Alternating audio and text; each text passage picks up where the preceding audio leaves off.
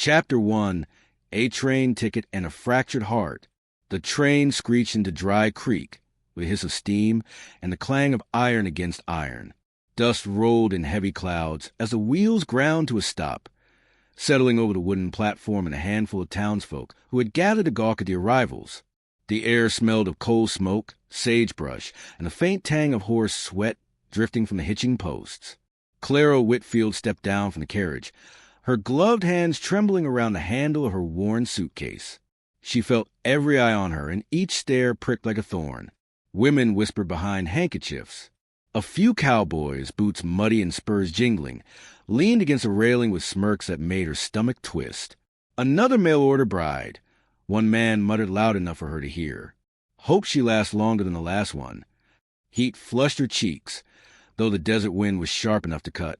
She straightened her back, chin high despite the ache in her chest. She'd been turned away before, once at a station not unlike this, when a man had looked her over, frowned at her freckles and strong shoulders, and walked away without so much as a word. That sting still lingered. This time, she swore she wouldn't let it break her.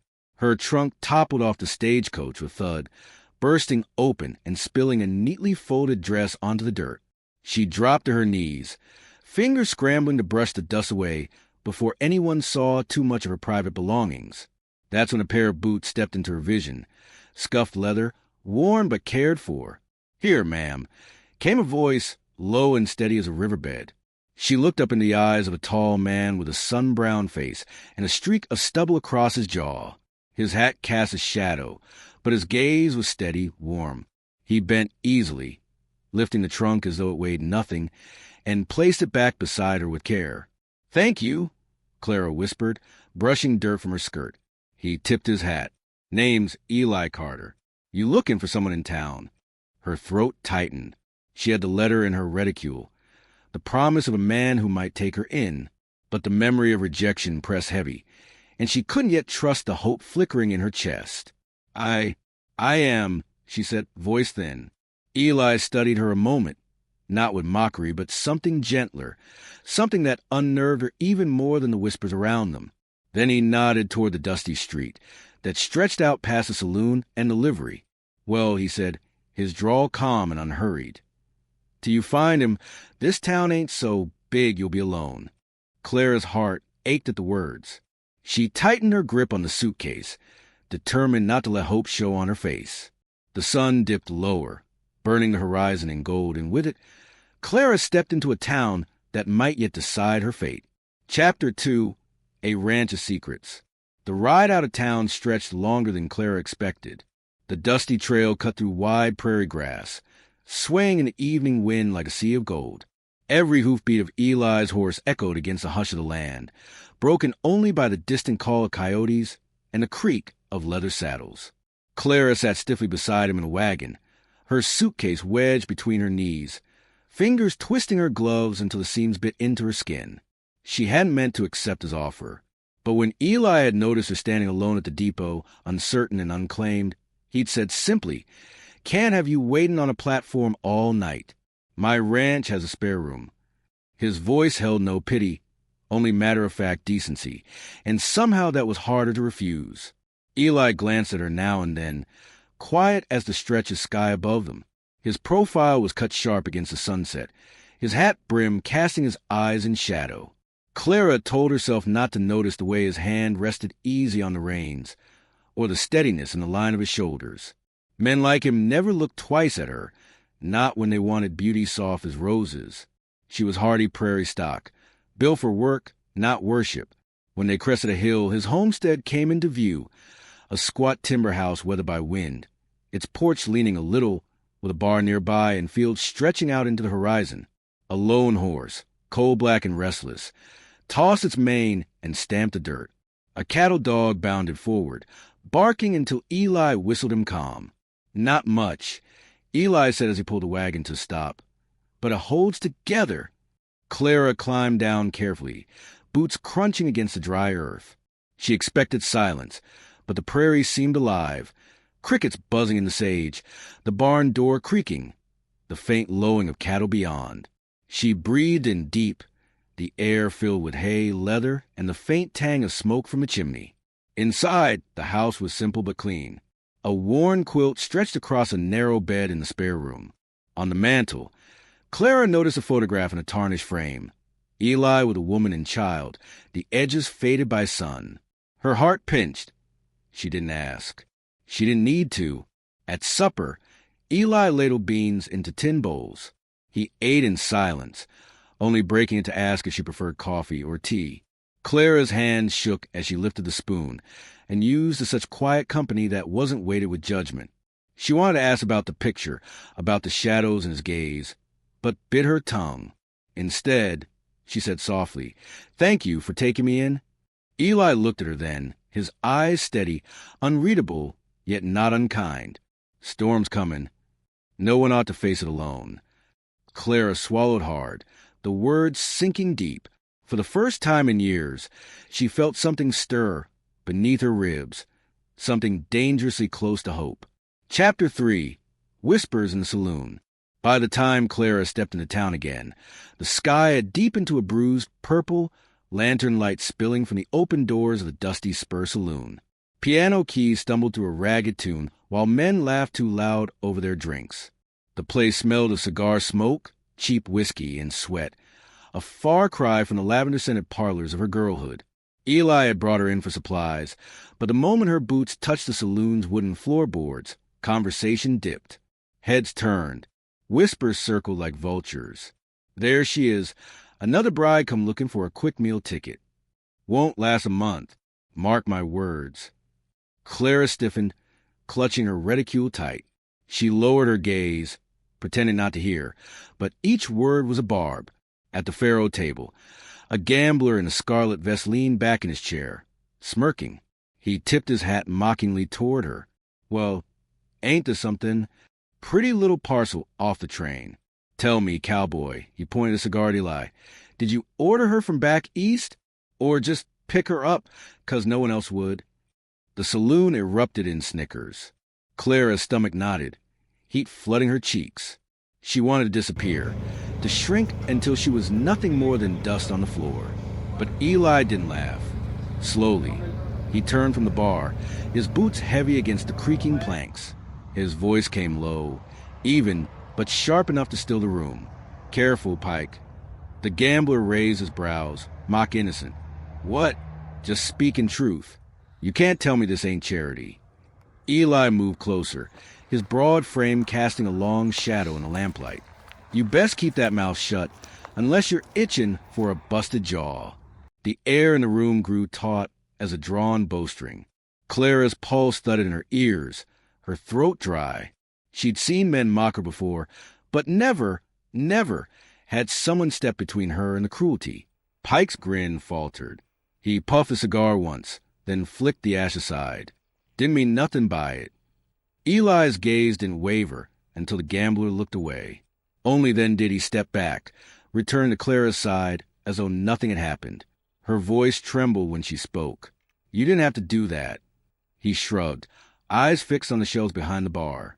"Maybe not, but I won't stand by while men spit poison." Clara studied him in the flickering lamplight, his jaw tight, his hand resting near his belt. A man carrying shadows, yes, but also one who stood solid when the world tried to tear her down. For the first time in a long while, Clara felt something inside her stir. Not fear, not shame, but the faint, dangerous spark of being seen. Chapter 4. Storms on the Prairie. The sky broke open with little warning. One moment the prairie was stretched wide beneath a copper dusk. The next, black clouds rolled in heavy as mountains, lightning flashing along the horizon. The wind came hard and fast, carrying grit that stung Clara's cheeks as she stood on Eli's porch. From the corral came the frantic bawl of cattle. Eli cursed under his breath, already pulling his slicker over his shoulders. "River will rise quick," he said, swinging into the saddle. "I've got to drive the herd to high ground." Clara's heart thudded. The storm was no polite drizzle. It was the kind that turned trails to rivers and rivers to death traps. Still, before she could think better of it, she ran for the stable, dragging Eli's second horse from its stall. "You're not coming," he barked, wheeling his mount around. She threw him a sharp look, rain already soaking through her skirts. "You'll need every hand you can get." For a moment, they glared at each other through sheets of water, lightning turning the world silver. Then Eli gave a short nod, as though conceding to a force he couldn't fight. "Stay close." The prairie was chaos. Thunder rattled the ground. The river roared swollen and mean, and the herd, dozens of steers, bolted in panic, eyes rolling white. Clara gripped the reins with aching fingers, urging her horse against a flood of muscle and horns. Eli's voice rose above the storm, commanding, steady, turning fear into obedience. When a calf stumbled near the river bank, swept sideways by the current, Clara didn't think. She spurred her horse down the slick slope. Mud splashed up her skirts. Cold water bit her legs, but she leaned low, catching the calf by its slick hide. With a desperate heave, she dragged it towards solid ground. The animal bleated, shivering, before staggering back to the herd. By the time Eli rode to her side, rain plastered her hair to her face, her chest heaving. His eyes searched hers, fierce and unguarded. "Reckless fool," he muttered, but his voice was thick, not with anger, but something deeper. Back at the ranch, they stumbled into the barn, dripping water across the hay-strewn floor. The storm hammered the roof, yet inside was a hush broken only by their ragged breaths. Clara shivered, arms wrapped tight around herself. Eli reached for a blanket, draping it across her shoulders with hands that lingered just long enough to make her pulse jump. For a moment, their eyes locked, his gaze dark with worry, hers raw with something she dared not name. "You saved it," he said softly. "Most folks would have let the river take the calf." Clara swallowed hard, her voice trembling. "I know what it feels like to be left behind." The storm raged outside, but inside the barn, something else thundered, a fragile, undeniable connection neither could deny. Chapter 5. The Gunfight at Sundown. The stagecoach rattled into town under a blood-red sky. Dust rose in choking plumes as the horses skidded to a halt, and with them came the man Clara had dreaded to meet, her intended groom, Thomas Greeley. He stepped down slow, boots polished, eyes cold as flint. His black coat hung heavy around him, more fitting a banker than a rancher, and in his hand gleamed a gold-headed cane that spoke of pride, not toil. Clara's stomach tightened. She had imagined many versions of this moment, some hopeful, some desperate, but none so bleak as the reality before her. "There you are," Thomas said, striding forward with the air of ownership. His eyes swept her up and down as if she were livestock at auction. "You'll come with me now. I've wasted enough time and coin." Eli stepped from the boardwalk, placing himself between them. The wooden planks groaned beneath his boots, his shadow long in the dying sun. "She ain't going anywhere she doesn't want to." The street hushed. Folks spilled out of the saloon, whiskey glasses in hand, eager for spectacle. A fiddle player fell silent, and the town seemed to breathe in unison, waiting. Thomas sneered. "Stay out of this, Carter. She's mine by agreement." He jerked his chin, and a man in a dusty duster coat stepped forward, his hired gun, hand already brushing the butt of his revolver. Clara's pulse pounded. She wanted to cry out, to beg them not to fight, but the words tangled in her throat. Eli didn't flinch. "No man owns her," he said evenly, his hand hovering near his holster. His eyes never left the hired gun, a quiet steel in his stance. The sun touched the horizon, painting the street in gold. A wind kicked up, carrying the dry scent of sagebrush and smoke. Spurs jingled as townsfolk backed against walls, giving space for what they knew was coming. The hired gun drew first. Time snapped in as a wire. A flash, a crack, smoke billowed. Clara gasped, heart stuttering, until she saw the man stagger, clutching his chest, and fall hard to the dirt. Eli stood steady, revolver smoking in his hand, his breath measured. Thomas paled, his bravado draining like spilled whiskey. He took a step back, words caught in his throat. Eli's voice was low, carrying across the street. "Leave, and don't come back." Silence. Then, with a strangled curse, Thomas turned and climbed back aboard the coach. The driver cracked the reins, and the stage rattled out of town, swallowed by the darkening horizon. Clara's knees weakened with relief, tears stinging her eyes. Eli slid the revolver back into its holster, his gaze locking on hers, fierce and unyielding. In that moment, as the sun bled out across the plains, Clara knew the truth her heart had whispered all along. She didn't fear rejection anymore. She feared what it would mean to live without him. Chapter 6. First and Only Love.